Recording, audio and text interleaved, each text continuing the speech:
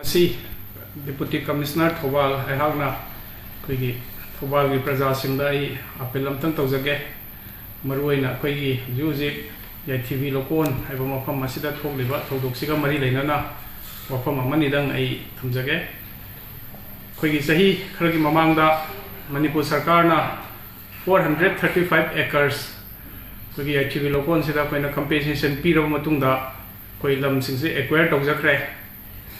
hojik aikoina district administration amasung directorate of settlement survey and settlement ani na changsan jari basidi aikoigi sarkar na lousinkhraba 435 acres asibu aikoi atopana encroach toksalakna ba aikoi fencing khajan naba hona jabani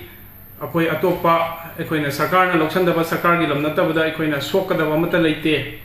aduna miyamna koigi social media da mioi khara na lana aikoina tawjariba thaba sibu lan honaba honari basida thajaba thambiganu haiduna aina district deputy commissioner amoina aina appeal tawjari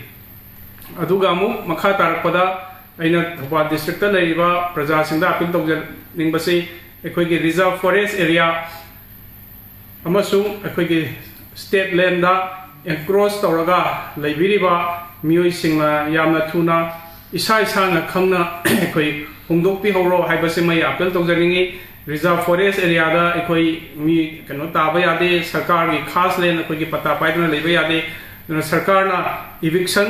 taropang ngaibidana aikoi gi isa na khangna yamna thuna aikoi gi reserve forest area da leiba amasung sarkar gi khas len da leibiriba mioi puna mangna yamna thuna aikoi gi hongdokpi horo haibase ma thamjage aduga arambada aroibada aina haijaning basi ngasai